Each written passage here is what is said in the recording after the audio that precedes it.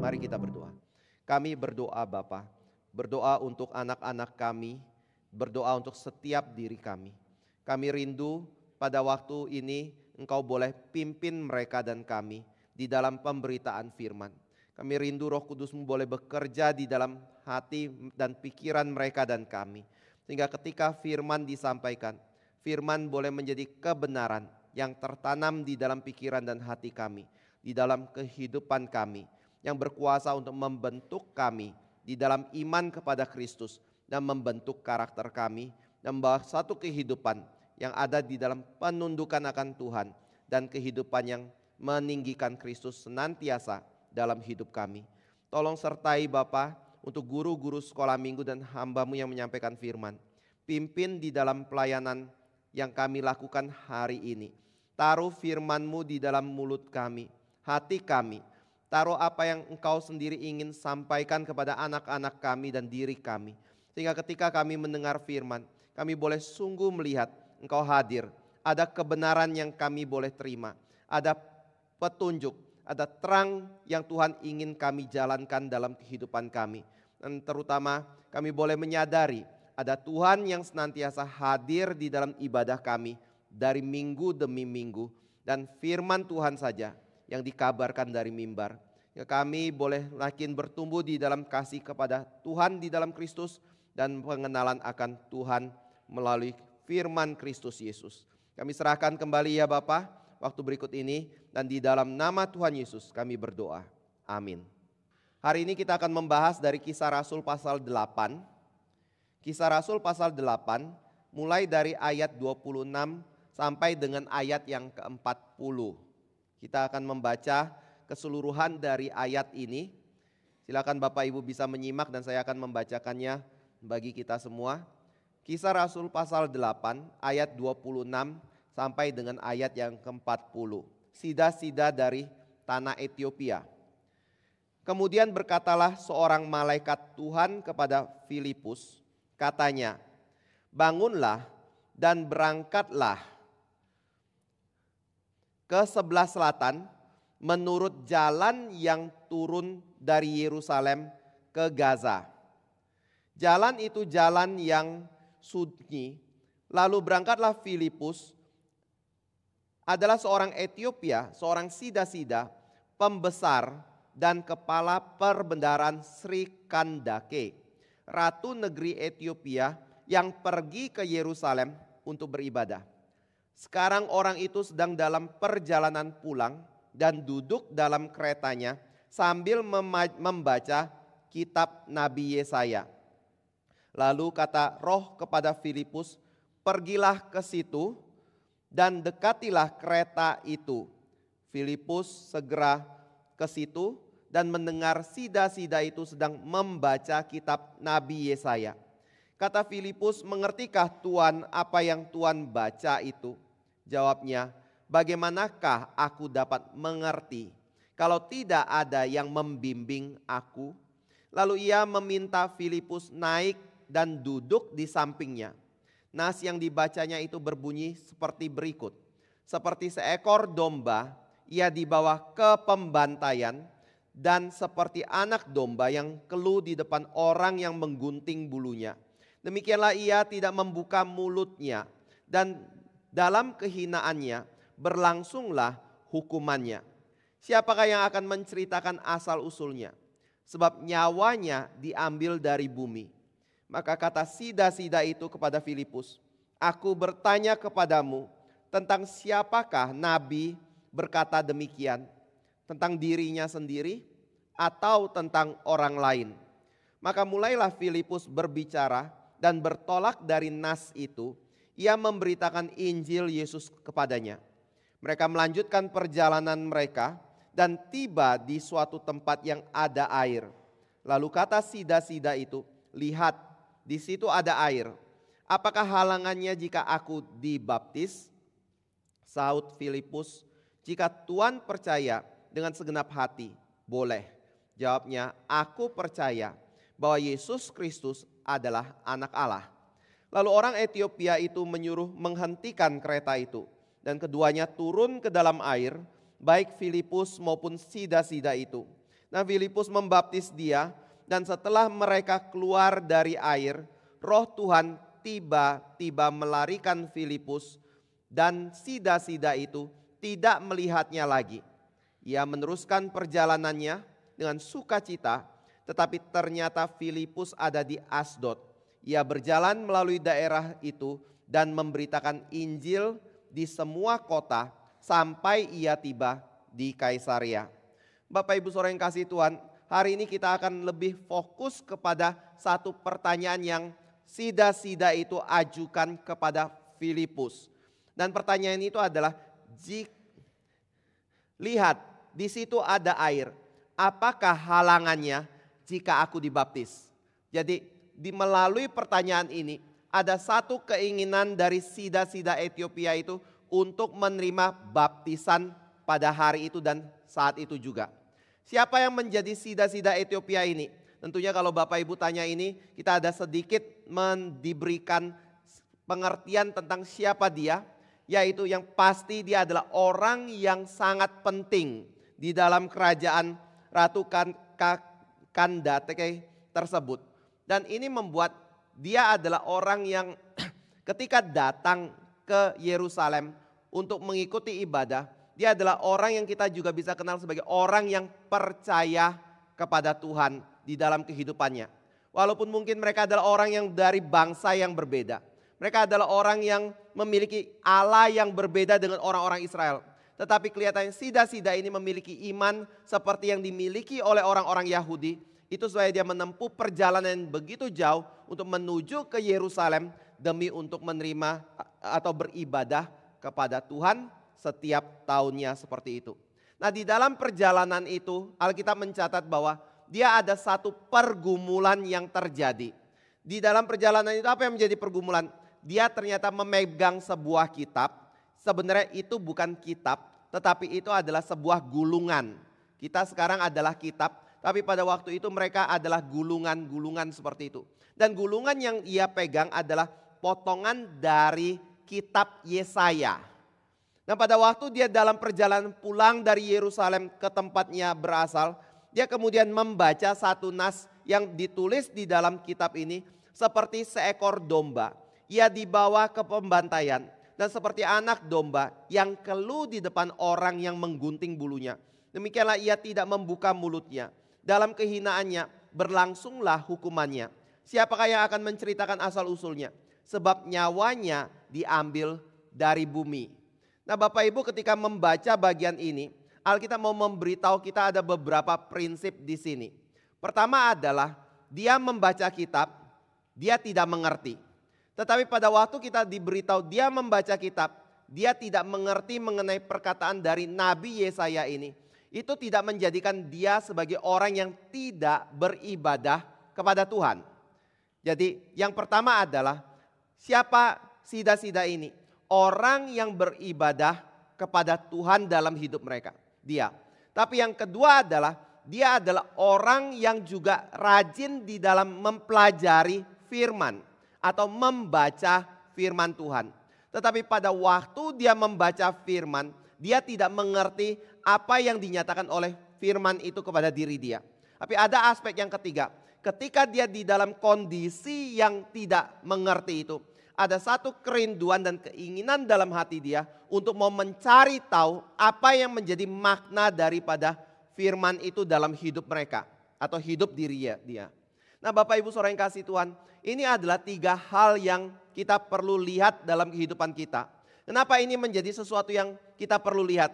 Karena walaupun kisah ini dicatat 2000 tahun yang lalu, walaupun kisah mengenai seorang yang akan disembelih itu adalah satu kisah yang diberitakan 2700 tahun yang lalu, tetapi kehidupan dari orang-orang yang beribadah kepada Tuhan di saat itu kelihatannya tidak terlalu jauh berbeda dari kehidupan ibadah dari kita yang adalah orang-orang Kristen. Maksudnya adalah pertama, orang ini adalah orang yang begitu rajin beribadah.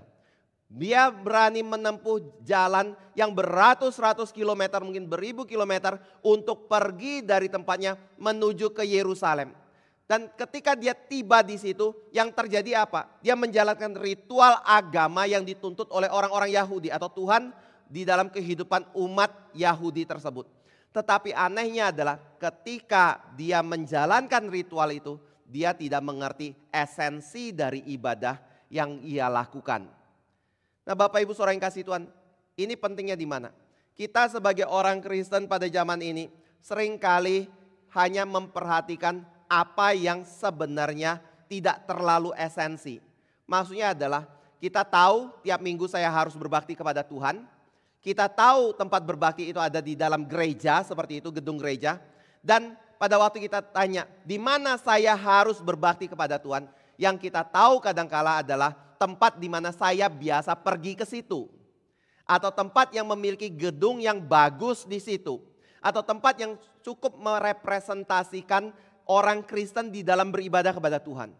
Tetapi pada waktu kita pergi ke situ dan menjalankan segala ritual yang ada di dalam ibadah minggu itu, kita pulang mungkin dengan kekosongan, kita pulang dengan satu kebingungan, kita pulang dengan satu pemikiran sebenarnya pendetanya ngomong apa sih hari ini. Bapak Ibu Saudara yang kasih Tuhan, kita berpikir menjadi orang Kristen adalah orang yang datang beribadah dan di tempat tertentu kita beribadah, tetapi sebenarnya pengajaran firman yang ada di dalam gereja melalui khotbah yang disampaikan oleh hamba Tuhan di dalam gereja itu tidak menjadi sesuatu yang kita fokus dan kita kejar untuk mengerti kebenaran itu. Lalu yang kedua adalah pada waktu kita melihat di dalam kondisi ini, apa yang Tuhan lakukan kepada sida-sida di Etiopia ini. Di sini dikatakan pada waktu dia ada di dalam kebingungan itu, dia belajar firman itu, dia membaca firman itu. Tuhan utus seorang untuk datang di dalam hidup dia untuk mengintervensi kebingungan yang dia alami itu. Dan orang tersebut adalah Filipus. Filipus ini siapa? Bukan pendeta. Dia bukan para rasul atau 12 orang rasul itu. Tapi kalau saudara baca di dalam Kisah Rasul pasal 6, di situ dia adalah salah satu dari tuat atau dari diaken yang ditunjuk untuk melayani meja.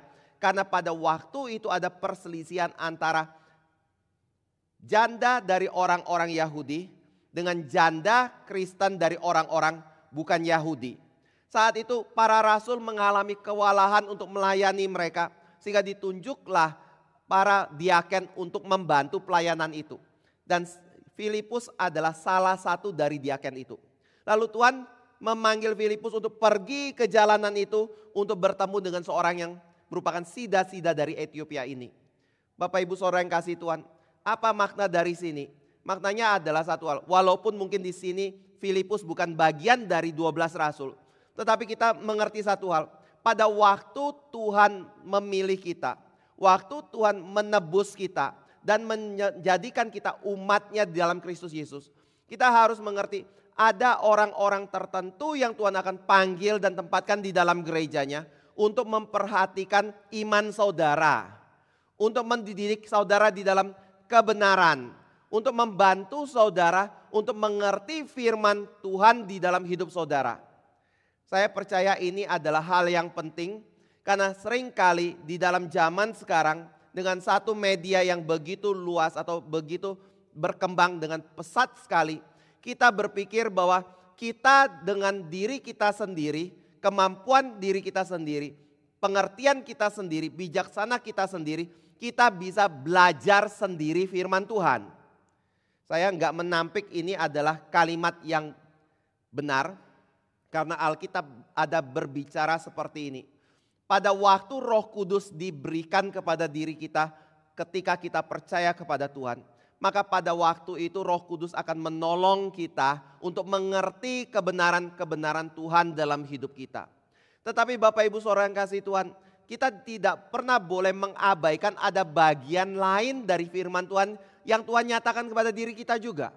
Yaitu apa? Kalau Bapak Ibu buka dari Efesus pasal 4 ayat 11 dan seterusnya, Di situ Tuhan berkata, Tuhan memanggil orang-orang dan menempatkan orang itu di dalam gereja.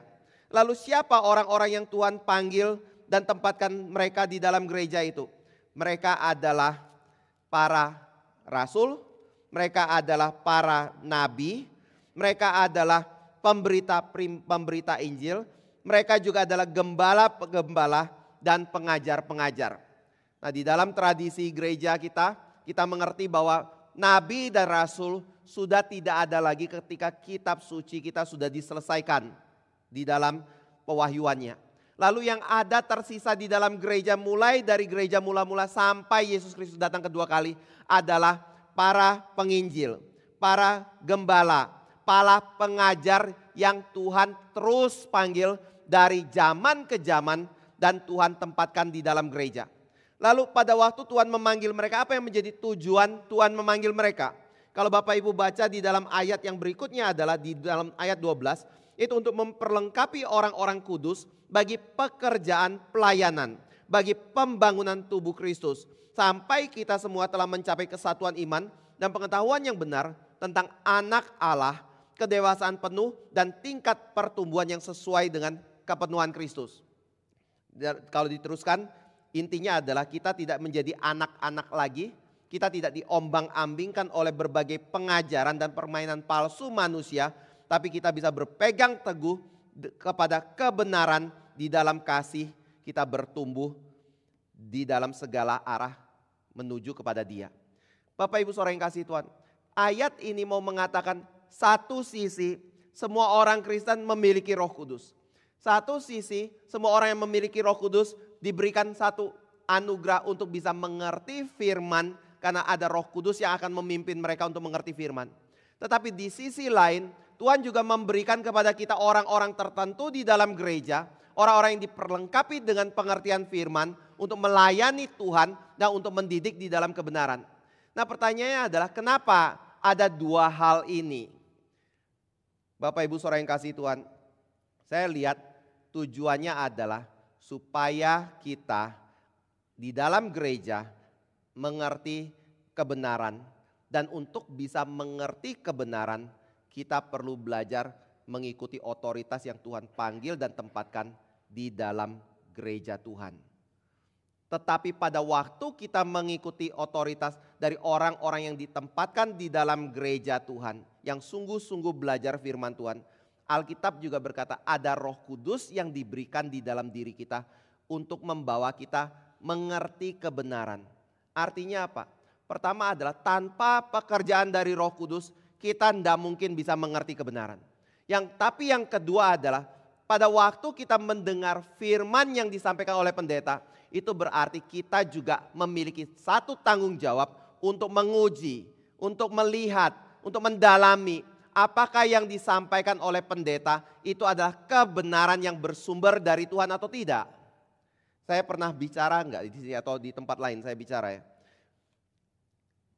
Pada waktu kita mendengar firman, ada pengkhotbah ini yang berkata, kita bukan orang-orang yang hanya menerima perkataan karena ada otoritas orang yang berjubah yang berdiri di depan dengan gelar pendeta atau vikaris ketika menyampaikan firman. Tetapi ketika kita mendengar firman, kita bukan hanya mendengar apa yang disampaikan saja oleh pendeta itu. Tapi kita juga perlu mengerti bagaimana pendeta itu membaca firman itu. Atau menafsirkan firman itu.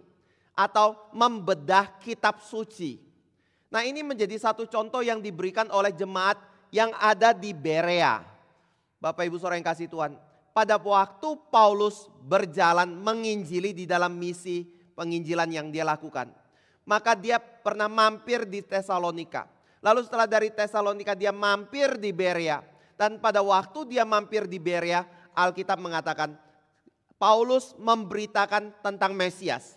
Tetapi pada waktu Paulus memberitakan tentang Mesias, semua jemaat yang ada di Berea memegang kitab suci perjanjian lama, lalu membuka satu persatu ayat yang dikatakan oleh Paulus dan menguji apakah yang diajarkan oleh Paulus itu adalah kebenaran atau bukan. Kalau itu adalah satu kebenaran, mereka akan terima, mereka akan berpegang, mereka akan percaya pada pengajaran itu. Tapi kalau bukan, mereka akan menolaknya. Bapak Ibu Saudara yang kasih Tuhan, ini harus menjadi sikap dari kita sebagai orang Kristen. Makanya pada waktu kita berbicara mengenai iman, pengertian firman, satu sisi ada pendeta, ada pemimpin, ada guru, ada pengajar yang akan mendidik firman. Tetapi tanggung jawab untuk mengerti firman dan memahami apakah yang kita terima itu benar atau tidak, itu bukan hanya di tangan dari pemimpin gereja, tapi juga di dalam tangan Bapak Ibu semua yang mendengarkan firman. Itu sebabnya membaca Alkitab adalah hal yang penting. Kemarin di dalam persiapan ketua OSG ada pembahasan seperti ini. Apa signifikansi mengerti doktrin dan bagaimana kita bisa mengerti doktrin itu adalah satu kebenaran atau tidak. Yaitu dengan membaca Alkitab. Lalu di dalam pembahasan itu ada satu hal yang saya ungkapkan. Semua orang Kristen yang hanya mendengar khotbah dari pendetanya di gereja, tetapi tidak pernah menyelesaikan pembacaan Alkitab dan meneliti Alkitab secara baik, dia adalah orang yang tidak pernah akan punya keyakinan 100% kalau Alkitab firman Tuhan. Dan dia akan tetap mungkin di dalam kebingungan untuk mengerti kehendak Tuhan di dalam hidup dia. Silakan Bapak Ibu uji kalimat saya ini benar atau tidak. Karena otoritas yang Bapak Ibu gunakan untuk mengatakan ini benar, ini salah, selalu adalah otoritas pendeta. Bukan Alkitab yang adalah firman Tuhan. Itu sebabnya pada waktu kita bertumbuh di dalam iman. Tadi saudara kita yang dibaptis ada satu pertanyaan. Kita akui tidak kalau Alkitab itu adalah firman Tuhan? Kenapa ini menjadi pertanyaan pertama yang penting? Karena melalui kitab suci ada orang Kristen. Orang Kristen ada itu bukan karena pendeta, tapi karena pendeta yang mengajarkan Injil dan mengajarkan firman Tuhan sesuai dengan kitab suci dan berusaha tetap setia dan taat kepada pengajaran Tuhan. Bahkan disitulah orang Kristen muncul. Dan tentunya ada pekerja Roh Kudus di dalamnya yang memperteguh kebenaran yang disampaikan itu. Jadi kalau kita tidak pernah datang ke first source-nya, kita nggak pernah menggalinya, kita tidak pernah membacanya, maka saya yakin sekali kita nggak akan pernah punya satu kepastian bahwa ini adalah otoritas yang benar. Karena yang kita temukan adalah pendeta A ngomongnya A, pendeta B ngomongnya B, pendeta C ngomongnya C. Lalu saya harus ikut yang mana? Bapak Ibu Saudara yang kasih Tuhan, ini yang membuat tadi saya bicara. Di dalam zaman kita ada begitu banyak media yang kita bisa gunakan untuk mendengar firman.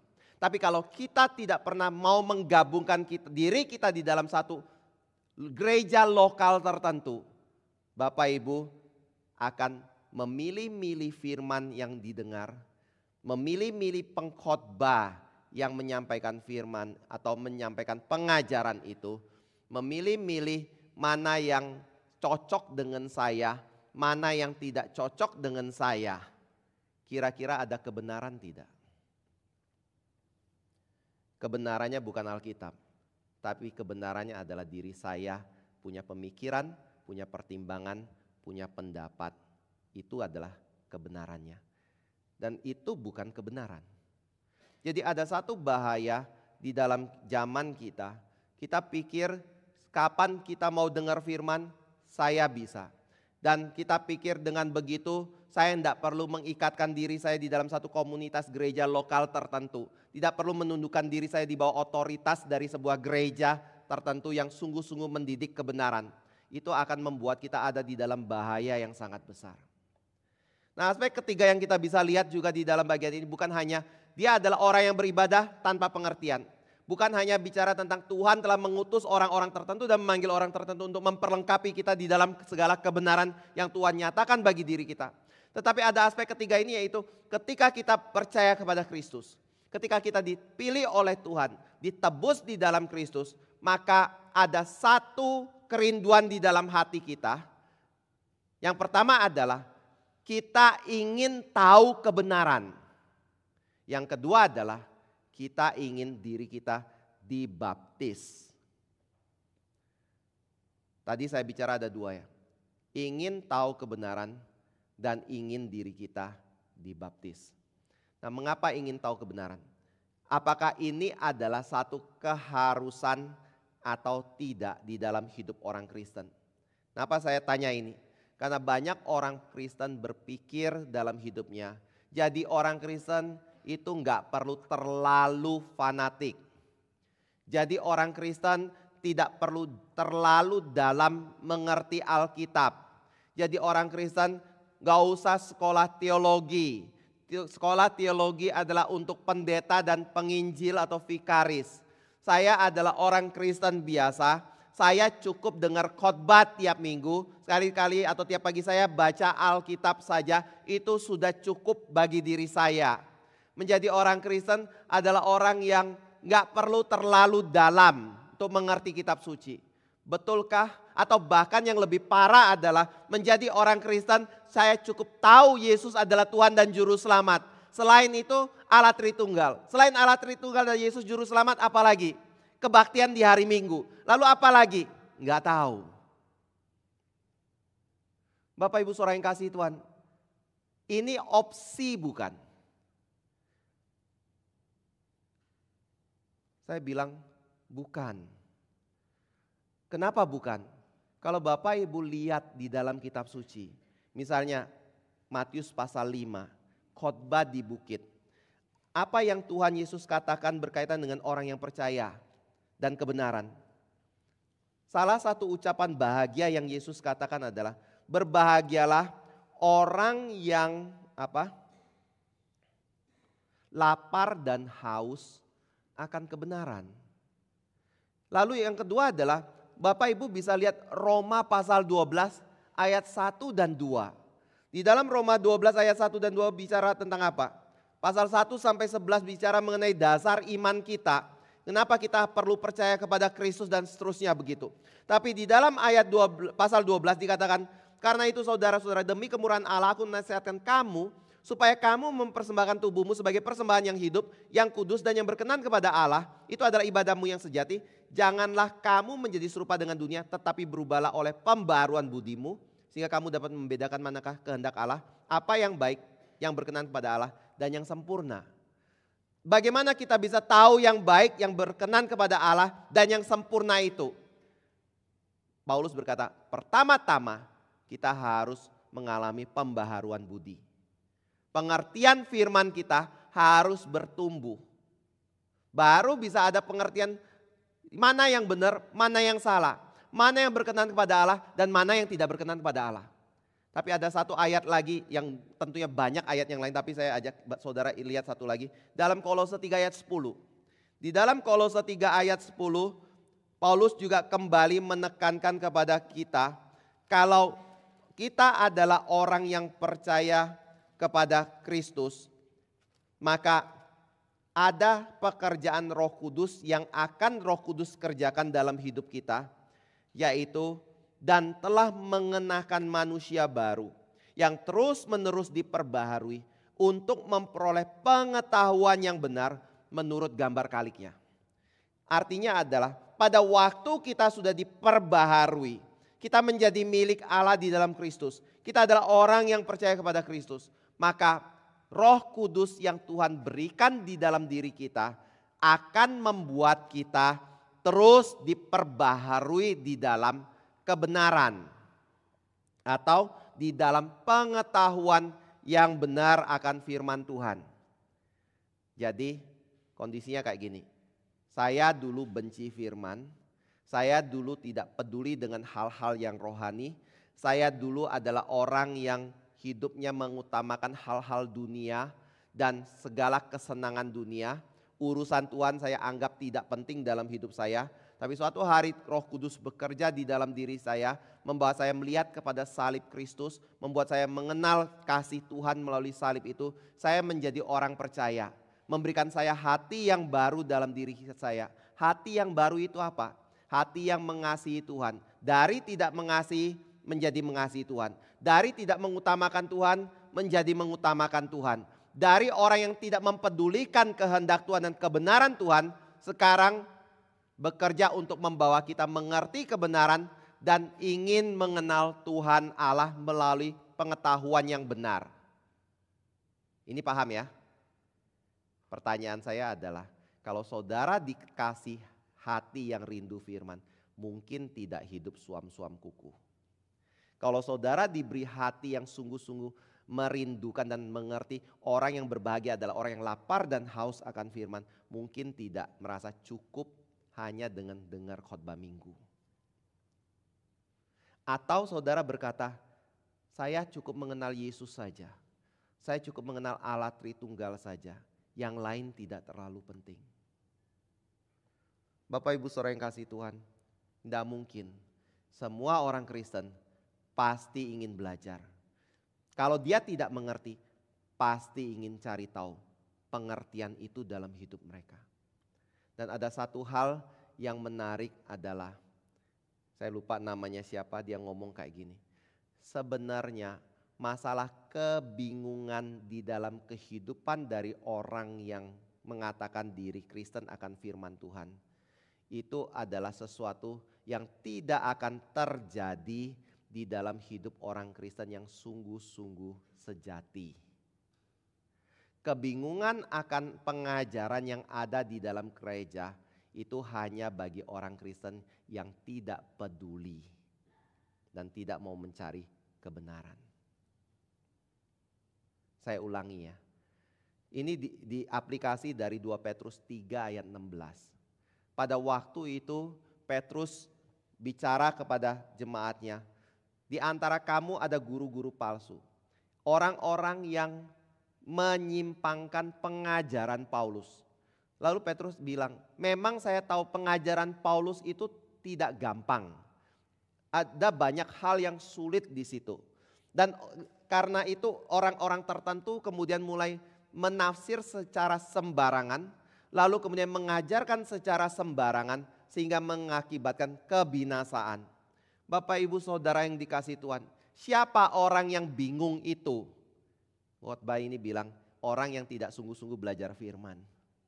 Tapi kalau dia adalah orang yang sungguh-sungguh mau belajar firman karena dia percaya kepada Tuhan dan sudah dilahir barukan di dalam Roh Kudus, maka dia akan tahu ada hal yang sulit dari firman Tuhan.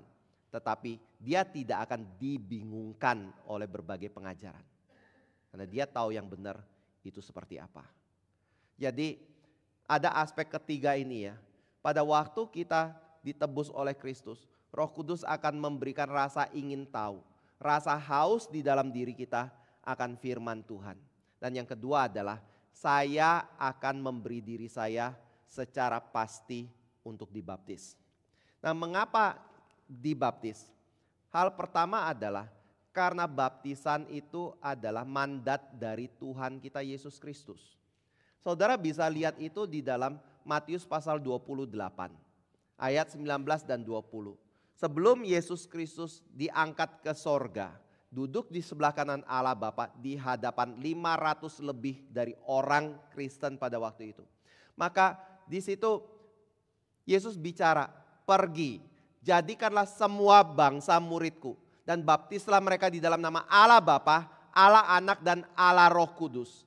Jadi pada waktu murid-murid ditinggalkan oleh Yesus Kristus, mereka mendapat satu perintah dari Yesus Kristus, yaitu perintah yang sangat agung sekali, yaitu mereka pertama harus pergi dan mengabarkan tentang Injil, memberitakan pengajaran Yesus di dalam dunia ini, tetapi yang kedua adalah mereka tidak cukup hanya mengajar saja, tapi mereka harus membaptis orang-orang ini di dalam nama Allah Bapa, Allah Anak dan Allah Roh Kudus ketika mereka menjadi percaya kepada Kristus.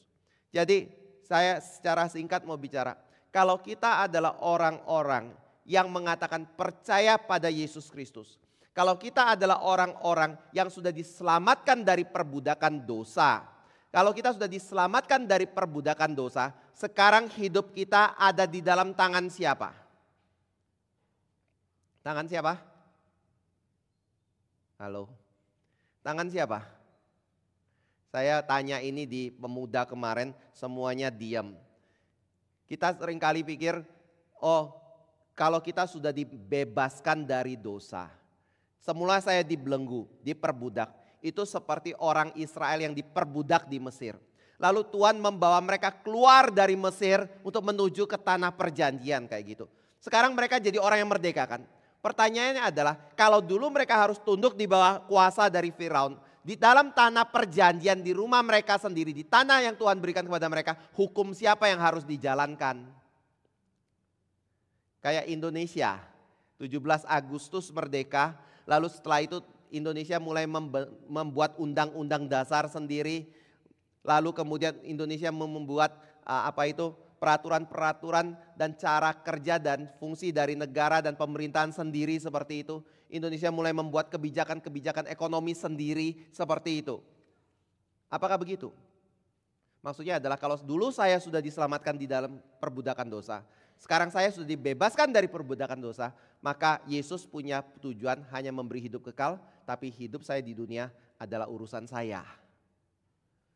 Bapak Ibu Saudara yang kasih Tuhan, Alkitab bilang enggak seperti itu. Ingat sebelum tiba di tanah perjanjian, mereka mampir di Gunung Sinai. Di Gunung Sinai mereka menerima 10 perintah Allah. Mereka menerima peraturan dalam ibadah kepada Tuhan. Di dalam Gunung Sinai ketika mereka menerima itu salah satunya untuk apa? Yang utama Tuhan berkata melalui Musa, supaya di tanah perjanjian nanti mereka tidak hidup menurut orang-orang Kanaan dan orang-orang yang ada di sana. Tapi mereka hidup beribadah kepada Tuhan dan caranya adalah dengan melakukan apa yang Tuhan perintahkan pada diri mereka. Artinya apa? Begitu Bapak Ibu lepas dari dosa, di mana iblis menjadi kepala kita dan dosa membelenggu diri kita di dalam Kristus, maka Yesus menjadi Allah kita, atau istilah lainnya kita diperbudak oleh Yesus. Orang Kristen adalah orang yang diperbudak oleh Yesus. Bukan orang yang merdeka untuk melakukan segala sesuatu yang dia inginkan. Tetapi orang yang merdeka untuk melakukan semua yang Yesus ingin kita lakukan. Itu namanya diperbudak oleh Yesus. Nah kalau kita seperti ini dan Yesus bilang baptis mereka di dalam nama Allah Tritunggal. Kita sebagai orang yang diperbudak Yesus bagaimana? Karena Tuhan saya minta saya baptis, maka saya harus memberi diri untuk dibaptis. Ini prinsip pertama ya. Yang kedua adalah karena gereja Tuhan dan tradisi gereja mulai dari awal sudah menjalankan baptisan. Bapak Ibu bisa lihat salah satunya di dalam pasal 8 yang kita baca. Tapi tentunya Bapak Ibu bisa komparasi dengan Kisah Rasul pasal 2, Kisah Rasul pasal yang lain. Di situ para rasul ketika orang-orang bertanya apa yang harus kami lakukan. Mereka akan berkata, bertobat dari dosa, beri dirimu dibaptis dalam nama Yesus dan percaya kepada Yesus Kristus. Atau bertobat dari dosa, percaya pada Kristus dan beri dirimu untuk dibaptiskan. Dan itu menjadi satu praktek yang dijalankan oleh gereja sampai hari ini. Jadi itu sebagai kalau kita melihat baptisan. Baptisan itu adalah satu tradisi yang Yesus sendiri ajarkan kepada kita, perintahkan kepada kita, dan murid-murid Yesus yang sangat mengerti sekali dan mengalami Kristus secara muka dengan muka dalam kehidupan dunia ini, sangat mengerti sekali mereka harus membaptis dan menjalankan prinsip baptisan itu. Lalu ketiga adalah sarananya apa? Di kita air. Kenapa air? Karena air adalah lambang dari pembersihan atau pembasuhan dan pemurnian. Dan kalau kita tanya, saya stop di poin yang keempat ini ya. Modenya apa? Atau mungkin sebelum mode saya bicara sedikit. Formulanya apa? Tadi saya sudah disinggung di awal, Allah Tritunggal. Lalu yang keempat, modenya apa? Di dalam gereja ada beberapa mode. Pertama ada yang diselam, yang kedua ada yang dipercik, yang ketiga ada yang dituang. Apa beda tuang dan percik? Bedanya cuma jumlah air yang digunakan. Satu lebih dikit, satu lebih banyak kayak gitu. Kalau tadi saya ambil dengan menuangkan ya. Supaya yang dibaptis mungkin lebih terasa saya dimandikan seperti itu. Tetapi Bapak Ibu Saudara yang kasih Tuhan, kalau kita tanya, kenapa ada beda mode ini? Mode mana yang lebih tepat seperti itu? Orang reform biasanya akan mengatakan nggak penting. Mau diselamkah silakan. Mau dibaptis tuangkah atau percik silakan. Tapi kalau orang-orang mulai memutlakan, kayaknya yang benar baptis selam deh Pak. Dan yang sah itu hanya baptis selam saja. Maka biasanya akan saya ajak duduk, ayo kita lihat sebenarnya baptisan itu yang benar mode yang mana. Ya walaupun mayoritas gereja, mayoritas enggak ya? Baptis selam ya bisa bicara agak mayoritas kayak gitu selam. Tetapi kalau Bapak Ibu melihat secara teologis, sebenarnya yang lebih alkitabiah itu adalah baptis percik atau baptis tuang daripada baptis selam. Mungkin Bapak Ibu ada yang gak setuju, tapi saya akan ngomong kayak gini. Kenapa tuang atau percik lebih alkitabiah? Bukankah baptis selam itu adalah baptisannya menggambarkan Yesus yang mati bagi dosa dan bangkit? Bukankah baptisan selam itu dari kata bapto atau baptiso itu mau bicara tentang sesuatu yang direndam atau dimasukkan ke dalam satu cairan seperti itu. Bapak Ibu Saudara yang kasih Tuhan, memang kata itu bisa merujuk ke situ. Memang Alkitab ada bicara mengenai kematian dan kebangkitan bersama dengan Kristus. Memang Alkitab bilang ada momen-momen di mana orang itu seperti sida-sida dari Etiopia itu keluar dari air. Seolah-olah air itu begitu dalam dan dia direndamkan di dalam air itu lalu keluar dari air itu. Sebagai satu mode dari baptisan. Tetapi Bapak Ibu kalau lebih teliti membaca kitab suci. Setiap kali Alkitab berbicara kita mati dan bangkit bersama dengan Kristus. Dan di dalam konteks baptisan. Esensi dari kalimat itu bukan hanya berhenti di simbolisme saya mati dan bangkit bersama Kristus saja. Tetapi semua ayat yang berbicara mengenai dibaptis, mati dan bangkit bersama dengan Kristus itu punya esensi satu hal. Semua orang yang percaya dalam Kristus dan dibaptis di dalam Kristus mulai hari itu adalah orang-orang yang sudah dimurnikan melalui kematian dan kebangkitan Yesus Kristus. Kita punya dosa sudah dibersihkan.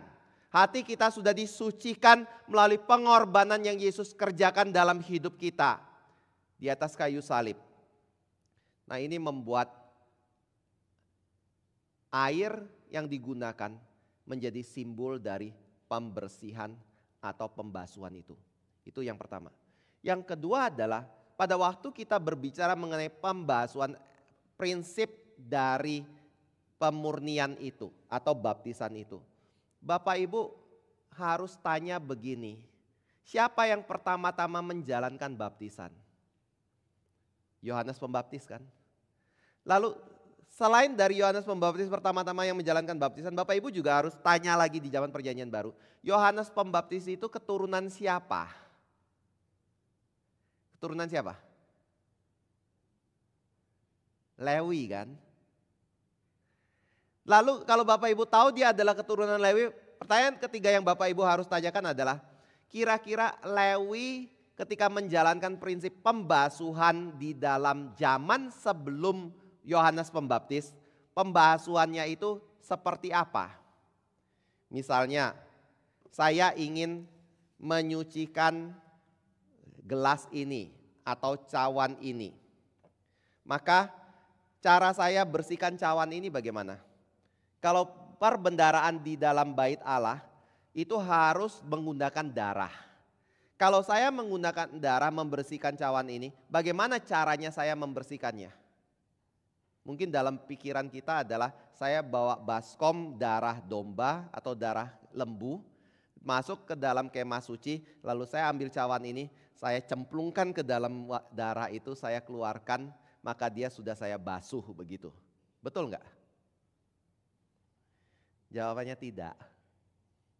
Yang benar adalah imam akan ambil hisop itu dicelupkan ke dalam darah, lalu hisop itu dipercikan ke benda-benda yang mau disucikan. Itu caranya. Jadi bicara tentang pembasuhan dalam perjanjian lama, bicaranya adalah menggunakan darah, tetapi bukan barang dimasukkan ke dalam darah, tetapi darah yang diambil untuk dipercikan kepada benda-benda yang disucikan. Nah, ini adalah hal yang kira-kira Yohanes Pembaptis paham tidak?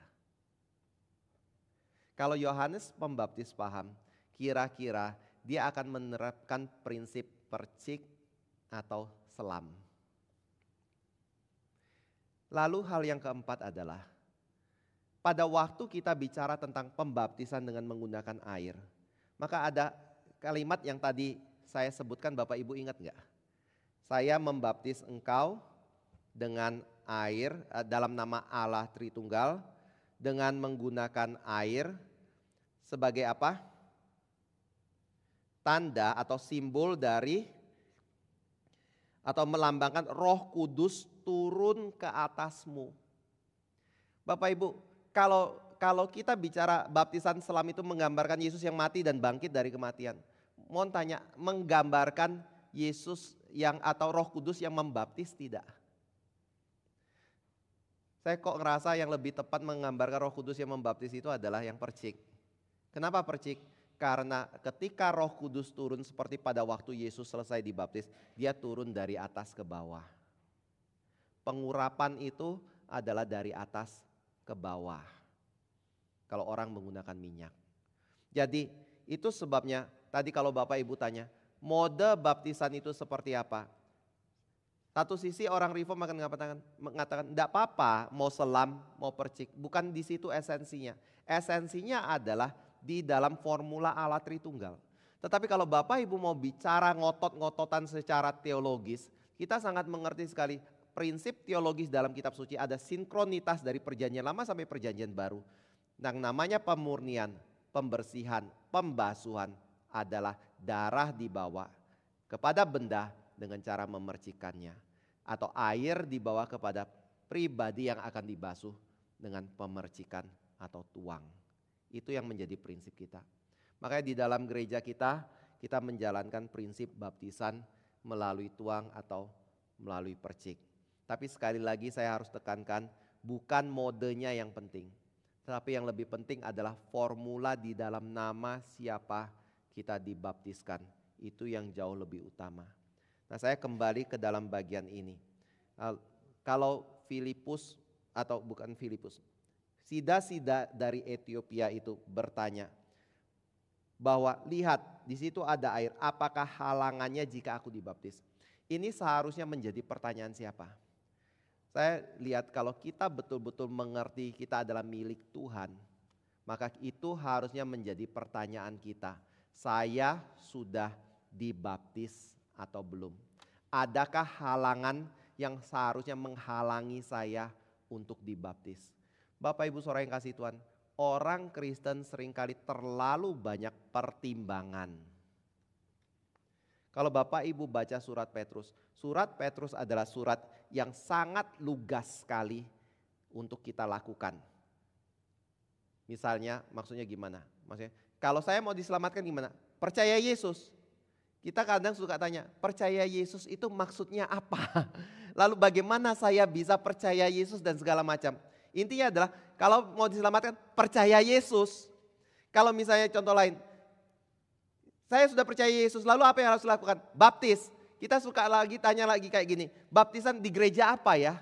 Modenya apa ya? Apakah harus selam, harus percik? Saya mulai pikir pertimbangin segala macam kayak gitu. Orang Kristen harusnya kayak gini, kalau Yesus perintahkan saya dibaptis, saya harus baptis. Itu namanya saya mendengar perintah Tuhan yang lugas dan saya tahu sebagai orang Kristen saya harus menjalankannya. Karena apa? Itu adalah perintah Tuhan. Gak usah terlalu banyak pertimbangan Bapak Ibu. Begitu Tuhan bicara sesuatu, ikuti saya ya. Saya ngomong dulu baru Ibu, Bapak ikuti saya. Begitu Tuhan bicara, pasti benar. Ulangi ya, 1, 2, 3. Begitu Tuhan bicara, pasti benar. Kalau itu pasti benar, yang ketiga apa? Pasti harus saya lakukan. Itu tuntutan Tuhan. Kiranya firman ini boleh menjadi berkat bagi kita. Sebenarnya masih banyak yang saya mau bicarakan, tapi waktu kita yang terbatas, kita harus stop di sini. Kita masih ada perjamuan kudus yang harus dijalankannya. Oh ya, kalau mau tambah sedikit, kita juga baptis anak. Kenapa? Karena ada prinsip anugerah Tuhan yang mendahului respon manusia. Maka itu sebabnya kita membaptis. Karena prinsipnya adalah semua orang yang bisa datang dan percaya kepada Tuhan pasti menerima anugerah Tuhan terlebih dahulu.